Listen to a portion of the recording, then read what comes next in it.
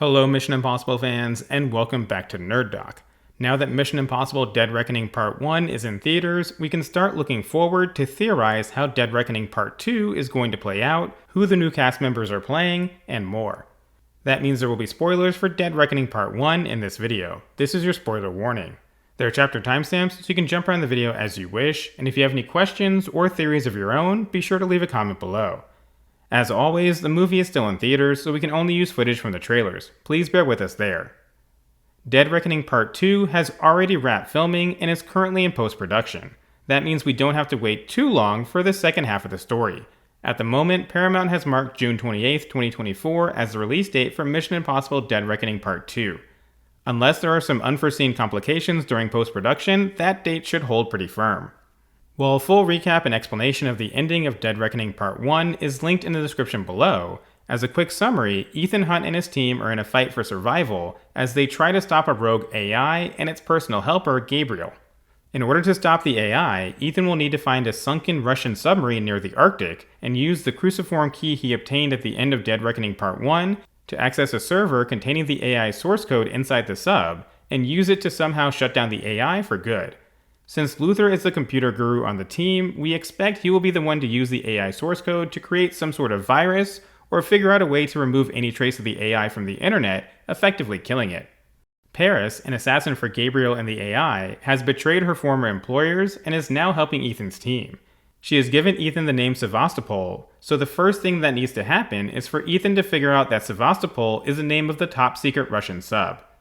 Getting that information will probably come alongside the knowledge that the source code for the AI is also on the sub, so he'll need to locate the submarine and dive into the frigid Arctic waters to obtain the server and the source code along with it. There are several new and returning cast members who were not in Part 1, but have filmed scenes for Part 2. This includes Holt McCallany, Nick Offerman, Janet McTeer, Hannah Waddingham, Lucy Tulugarchu, and Rolf Saxon. We already know some of these roles, but for others it's difficult to say who these new actors are playing. However, we can make some educated guesses. Nick Offerman is playing the chairman of the Joint Chiefs of Staff, advising the president on the potential end of the world. Holt McCallany will be in the room for those conversations as he's playing the Secretary of Defense. The President of the United States is female, which means that could be who Janet McTeer is playing, given the one image that's been released of her in Part 2. If she isn't the president, she's at least a high-ranking US official. An image of Hannah Waddingham appears to have been taken while Part 2 was filming on a US aircraft carrier. This information, coupled with the hat that she's wearing in the photo, which appears to be a Navy hat for Carrier Strike Group 10, likely means Waddingham is with the US Navy. If she's on an aircraft carrier, she's probably been instructed to find Ethan Hunt as he gets closer to the Russian sub. We also know Rolf Saxon is set to reprise his role as CIA analyst William Donlow from the first Tom Cruise Mission Impossible film. In that first movie, he was transferred from Langley to a polar substation in Alaska. Since Alaska is fairly close to the Arctic, it stands to reason that Ethan Hunt, or possibly Kittredge, may contact Donlow for assistance in locating the sunken Russian submarine. In addition, Lucy Tulugarchu is an Inuit actress indigenous to the Arctic region, so she is possibly working alongside Donlow in the Arctic, or Ethan may enlist her help in navigating the region and finding the submarine. Gabriel will still be around, trying to stop Ethan and attempting to get the cruciform key back at all costs. Since Paris is now helping Ethan, it wouldn't be surprising to see Gabriel enlist a new helper or two along the way. We'll also learn more about his past with Ethan, and while we discuss this in our short bio on the character linked in the description below, our best guess is that Gabriel killed Ethan's former lover, which caused Ethan to do something that got him into serious trouble, leaving the IMF as his only option to salvage his life at that point in time. While Mission Impossible Dead Reckoning Part 2 was originally going to be the last movie in the Mission Impossible franchise with Tom Cruise, since there are now more Mission Impossible movies being planned to release after Dead Reckoning Part 2, we expect there won't be too many casualties from the main cast.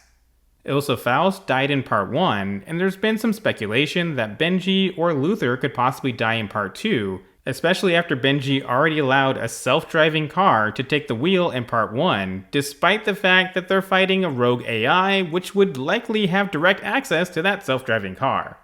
You also have to factor in that Luther may need to sacrifice himself to deploy whatever ends up killing the AI.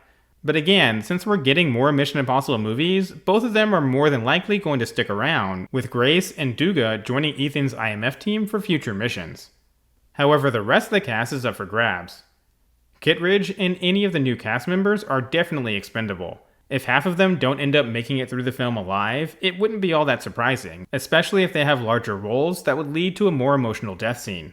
For instance, Gabriel will almost certainly be dying at some point late in the film.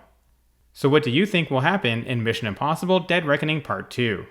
Is there any chance the AI wins or Gabriel survives the film? How big of a role do you think Nick Offerman and the other new cast members will play? And will any of the main characters on Ethan's team actually die?